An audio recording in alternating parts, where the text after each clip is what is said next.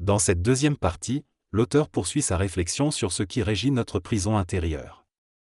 Il mentionne que certains aspects tels que la psychologie, la morale et les sectes influencent notre comportement.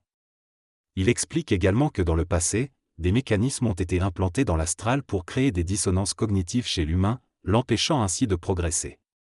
L'auteur utilise l'exemple de l'éléphant dressé pour illustrer cette limitation. Il aborde ensuite la question des sectes, en les comparant à des entreprises qui visent à rendre leurs employés heureux et à investir dans l'éducation de leurs enfants. Il souligne que dans notre société, on soupçonne souvent des intentions cachées derrière de telles intentions. Il évoque ensuite la peur du jugement de l'autre qui limite notre liberté d'être nous-mêmes. Enfin, l'auteur aborde les différentes formes de nourriture dont l'humain a besoin, physique, vitale, astrale, et explique que ces besoins sont souvent restreints par des dogmes religieux. Il remet en question ces croyances, affirmant que l'amour envers les autres est entravé par des règles imposées par l'Église catholique et d'autres confessions religieuses. Dans ce texte, l'auteur réfléchit à la notion de société idéale. Il remet en question les normes sociales et religieuses qui dictent le comportement envers les enfants. Selon lui, il est accepté socialement qu'un enfant de sa propre famille puisse mal se comporter, tandis qu'un enfant étranger qui se comporte bien est mieux accueilli. L'auteur propose le concept d'une société OFSA, organisation de la société fondée sur l'autonomie, dans laquelle chaque individu serait capable de se prendre en charge sans avoir besoin d'un cadre imposé. Dans cette société, les individus n'auraient pas de salaire, mais auraient accès à des ressources communes, comme des transports adaptés à leurs besoins, et des biens partagés comme des machines à laver. L'auteur estime qu'il est nécessaire d'être libéré de ses propres barrières intérieures pour que se réalise cette société idéale. Il envisage l'intégration des robots pour effectuer les tâches laborieuses, permettant ainsi à l'humain de se concentrer sur des tâches plus intellectuelles. Finalement, l'auteur souligne l'importance de l'intelligence et du bon sens pour vivre dans cette société OFSA. Dans cet extrait, l'auteur parle de l'impact de la robotique sur le partage du travail. Il souligne que progressivement, les humains se retrouveront avec beaucoup de temps libre et pourront se consacrer à leur bien-être, leur santé et leur éducation. Ils auront également le temps de s'occuper des enfants, que ce soit les leurs ou ceux qu'ils auront kidnappés d'ailleurs. L'auteur considère que ces nouvelles formes de prise en charge sont nécessaires pour briser les normes sociales actuelles. Il aborde également la question de la rationalisation de la bonté humaine et souligne l'importance de donner sans s'inquiéter de recevoir. En retour, l'auteur mentionne également la peur de la sexualité et du partage de films pornographiques, et interroge pourquoi ce qui est acceptable pour les adultes ne l'est pas pour les enfants. Finalement, il encourage à considérer chaque être humain comme un enfant qui mérite le même traitement. En résumé, il est important de faire attention à ce que l'on montre aux enfants et de les éduquer de manière intelligente. L'intelligence humaine peut causer des problèmes si elle n'est pas utilisée de manière appropriée. Il est essentiel d'être constamment vigilant et sûr de nos actions pour éviter de causer des souffrances aux autres. Les normes sociales et les limites doivent également être respectées. Il est nécessaire de se libérer des contraintes qui entravent notre avancement, mais cela doit être fait de manière réfléchie et adaptée à chaque situation. Il est nécessaire de s'adapter aux réalités écologiques et d'agir de manière logique et raisonnable. Enfin, il faut être conscient de nos choix alimentaires et s'ajuster en conséquence. Le texte parle du fait que l'être humain doit être considéré différemment d'un être de raison. Il est manipulateur par nature et peut être influencé par des forces astrales qui le contrôlent. L'analogie est faite avec un électron attiré par des particules virtuelles. L'auteur affirme que l'humain vit dans une prison avec ses propres limitations et murs. Il mentionne que l'art est une forme qui peut aider l'humain à se libérer, mais que même cela devrait évoluer. En fin de compte, l'auteur souligne le besoin d'être en harmonie avec sa véritable nature afin de se réveiller du rêve illusoire de l'existence humaine. La personne qui s'est exprimée dans l'extrait déclare que l'énergie est liée à la satisfaction de besoins physiques tels que la faim, la soif et la santé. Elle évoque également l'importance du confort matériel, notamment des chaises, et partage des souvenirs de son enfance à l'école. Elle exprime ensuite l'idée que l'expression de soi-même est une forme de réalisation personnelle. Elle parle du pouvoir du rêve et de la nécessité de l'écouter, même si cela peut parfois être négatif. Finalement, elle aborde le thème de la spiritualité en évoquant l'idée que rejeter Dieu et rejeter le diable en même temps rend l'individu manipulable par le diable. Elle souligne l'importance de la gestion de l'astral et de la prise de conscience pour régir sa propre vie et sa relation avec le monde. Le texte aborde la capacité de contrôler le temps et de créer des miracles. L'auteur explique que bien qu'il ait la capacité de modifier les conditions météorologiques, il choisit parfois de ne pas le faire pour permettre aux gens de vivre différentes expériences. Il aborde également l'idée de se libérer des contraintes et des formes existantes en utilisant la création artistique comme moyen de s'exprimer. L'auteur souligne l'importance de s'adapter au contexte et de ne pas se laisser distraire par des illusions. Il conclut en évoquant la nécessité de s'éveiller et de nouer des pactes astraux pour se réveiller dans différents mondes. Dans cet extrait, il est question de la réflexion sur la vie et l'existence de l'être humain. L'auteur souligne le fait que l'individu ne contrôle pas toutes les forces qui agissent sur lui et qu'il est enfermé dans un monde qui n'est pas le sien.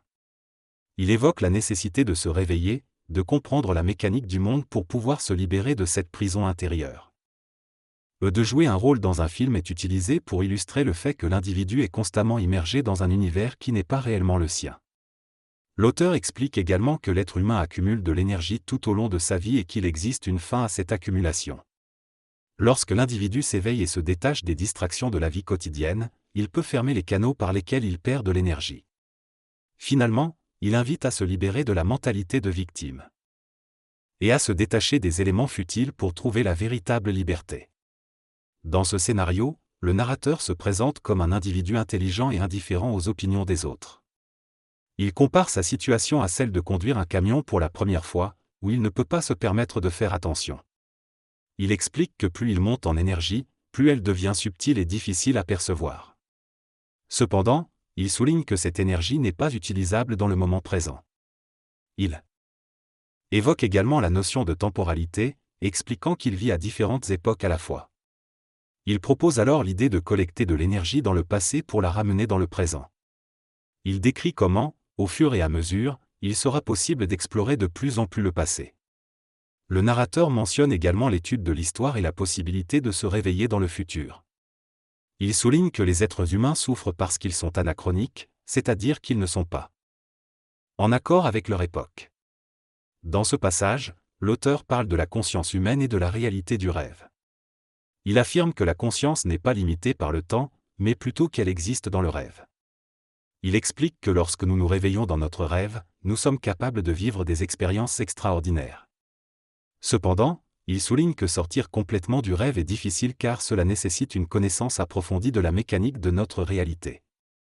L'auteur fait également référence à l'idée que lorsque nous atteignons un certain niveau d'énergie, notre discours et notre perception du monde peuvent changer. Il mentionne également l'importance de comprendre qu'il existe différentes formes de traitement médical et invite à ne pas rejeter systématiquement une forme de traitement sans en comprendre les bénéfices potentiels. L'auteur mentionne également qu'il a déjà abordé la question des problèmes qui peuvent surgir lors de voyages dans le temps et conseille d'être patient avant d'expliquer comment y remédier.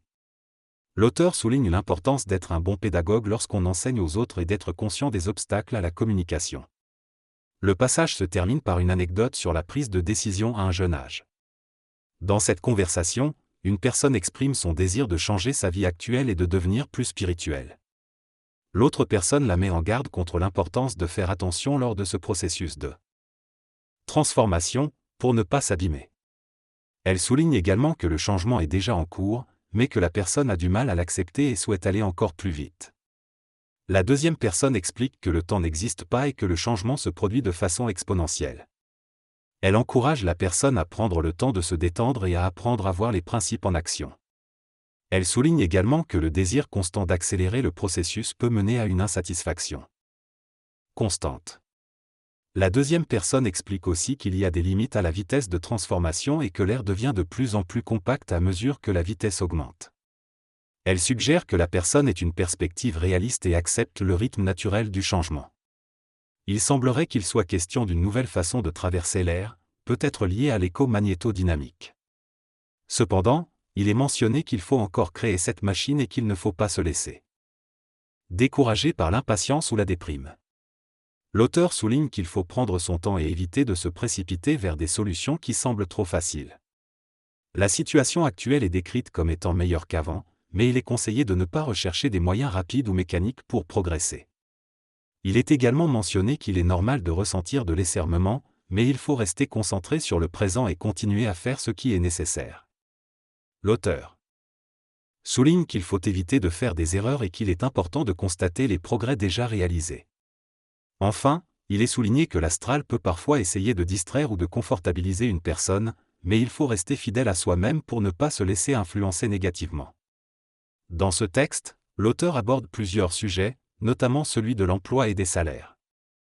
Il souligne que trouver un emploi peut être difficile, mais une fois qu'on en a un, il est possible d'améliorer son salaire au fil du temps.